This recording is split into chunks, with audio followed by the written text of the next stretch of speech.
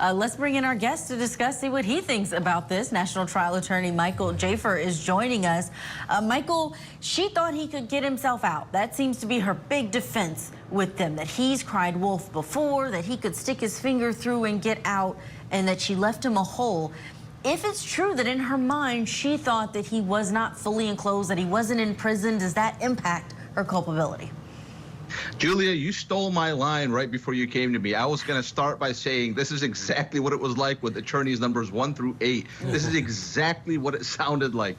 So yeah, that's exactly what it was. So her state of mind at this point, because she's charged with murder too, you know, premeditation is not one of the factors that the state has to prove. They just have to prove that she acted with a depraved mind. Now, what I will say is, you know, for the 2 investigators that are in that room trying to elicit this information out of her that's going to be used at trial, the man with the pink shirt's not good for these types of situations. The female investigator is perfect for these situations because all you need to do with somebody like Sarah Boone, if you're an investigator, is give her enough rope to hang herself, right? She's clearly in there determined to destroy any defense. She wants to foreclose every single element of every single defense future attorneys will have with her, and she just wants to talk and talk and talk and talk and talk. But that investigator seemed very menacing. I didn't, you know, so he kind of stopped her without knowing he stopped her when she was going down certain lines, because he seemed to be more interested in an argument with her to get her to agree. But with that being said, her, you know, her state of mind at this point, it's obviously going to matter,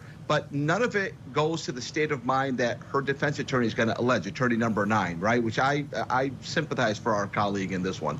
He's going to have his hands full, but I think he's off to a good start. But in terms of her state of mind, it matters to the defense. He's going to come up with, he's going to allege the defense of, you know, battered wife syndrome, self-defense, all these things.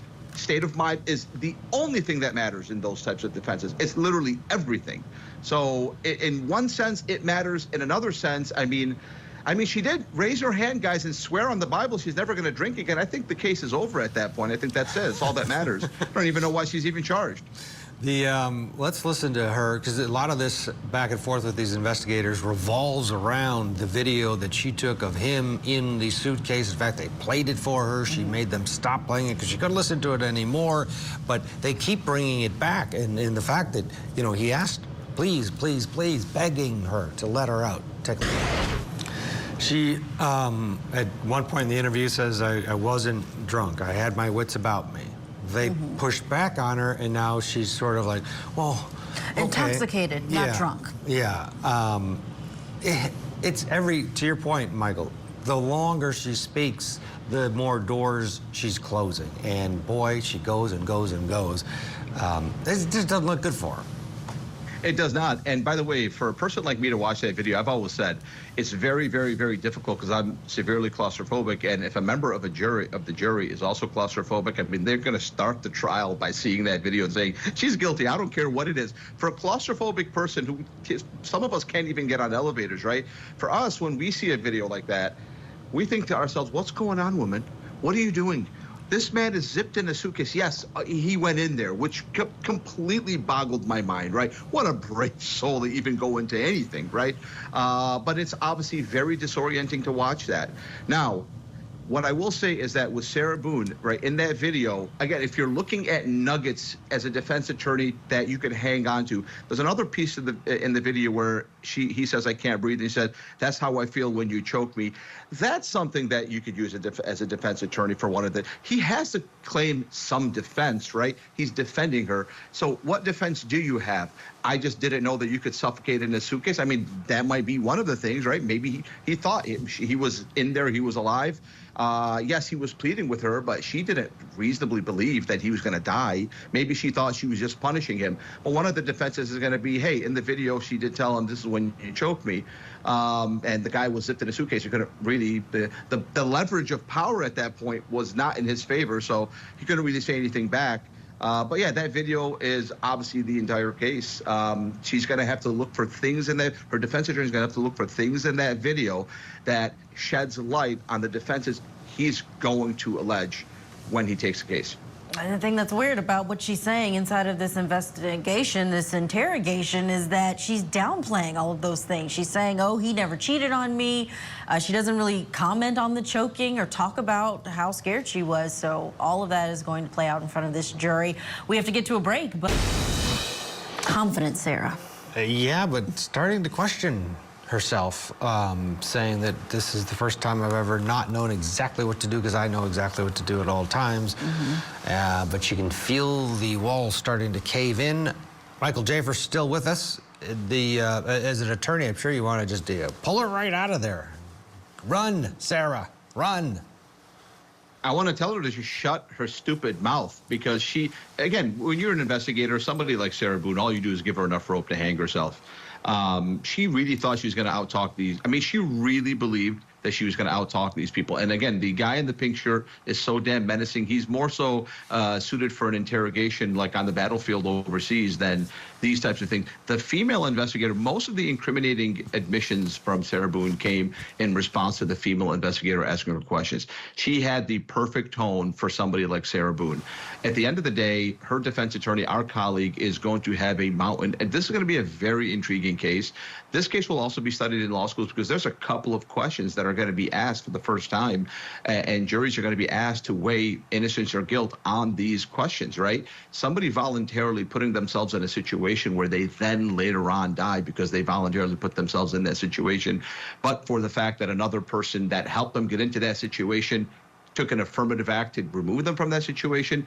This is going to be an important factor, right? Had Sarah Boone not been a narcissist who just is determined to destroy her case, this would have been a very fascinating fact pattern to go over, right? To look at. It's still going to be fascinating, even though Sarah Boone has been determined to hurt it. And to Julia's point earlier, the attorneys numbered 1 through 8. This is why they were able to get her a plea. Not every single one of them had a plea, but every single one of them had the opportunity to plead this case, because I know that the state is also weighing this issue. The state also, before they got to this point, asked themselves, wow, you know, he did get himself in that suitcase. And so at the end of the day, she's not going to walk free. But I don't think we're going to basically throw her away in jail for 1,000,000 years and throw the key away. And I don't think the state would have been reliant on getting that, because at the end of the day, he did put himself in that situation. But now here we are. It's too late to go back. The plane is taking off. It's gone. It's going too fast now to safely abandon takeoff on the runway. This plane is going to be airborne here on October 7th. We're going to see what happens. Our colleague, her defense attorney, is going to have a mountain, but I'm really interested to see how he does it. And again, even though her attorney is not a public defender, he's not appointed by the court, I look at him as that, because he basically took this case knowing that he's not going to get compensated by her. He's taking it for the publicity, for the ability to show his skills and his talents to a broader audience, and hopefully get it back on the back end. So I commend him for that. You know, it's a good thing that we have attorneys that take cases like that. I want to really see how he navigates through this video. I know he got a pending motion to get it kicked out. I don't think that motion is going to be granted, but he had to file that motion. He absolutely had to. Can you imagine if we don't have to deal with this video at the defense table? That would be great. There's a reason why he wants to have it excluded. It's because it's damning. It's awful. It's not good for her case. It's everything bad and nothing nice. Yeah, her attorney said that he does charge her. He will charge her for his services and that she will owe him. But to your point, it's unlikely that she would be able to pay the kind of money that you would need for a case like this. So it's just amazing that she does have representation going into this. We do need to get to a break, but let's bring back in Michael Jaafar, who's watching along this interrogation video. Michael, she says over and over, we were having a good day. She keeps talking about how good things were. How bad do you think that is for her defense, which is self-defense, battered spouse syndrome?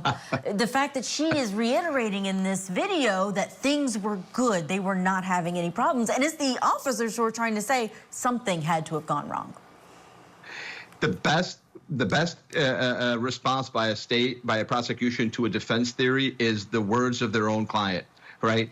How bad is it for them? It nullifies the defense. It completely nullifies that part of the defense, which is why the attorney has a pending motion right now to get that video thrown out. Look, I don't think it's going to get thrown out. He has a small chance at it. But again, I've been saying all hour about this investigator, the guy in the pink shirt. I think this guy wasn't. I mean, again, you can't really have everything you want, and maybe he's done a great job in other investigations. But even when she stood up, he pointed his finger, told her to sit down. I mean, that is a big no-no, right? So whereas a female investigator, man, if she was just in that room by herself, I mean, it would have been over, in my opinion. Even with this, I think it's still over. I don't believe the judge is going to throw this out. But, you know, that him pointing the finger at her and telling her to sit down, the fact that they did not read the last line of her Miranda rights, you know, knowing all this, do you want to proceed? Again, I don't think it rises to the level of getting it thrown out. I've seen other interrogations where they don't even read the Miranda rights, but they kind of, the investigators go through a combination of what the Miranda rights are. Because at the end of the day, the Miranda rights are not like, it's not like a statutory thing where you have to absolutely read this exact thing. It's the United States versus Miranda. It's a Supreme Court case. And so we decided as a society, a good decision, that we want, you know, investigators and police officers to let a person know that they don't technically have to speak to them. I believe they rose to that level. With that being said, this video is going to be introduced. So to answer your question, Julia, it's not only bad for her defense, it nullifies her defense. It nullifies almost every theory, right?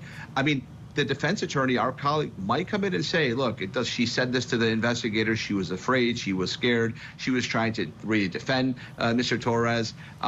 He'll have a good explanation of it. But I tell you, he's not going to put her on the stand. She's not taking the stand in her own defense, because guess what? Let's assume this thing is thrown out, and I don't think it is. They can be used as impeachment evidence if she takes the stand. But if it is admitted into evidence, she's still not going to take the stand, because this is what her defense attorney is getting in his private meetings with her. He's getting this. He's getting all the slip, all this back talk. She's a person who just doesn't believe that she's wrong on anything that she says. Everything she says, she believes it's like a mic drop moment. And pretty much her entire 2-hour interrogation, you could tell she felt like she was a mic drop moment every time she opened her mouth. So I think it's going to nullify her defense.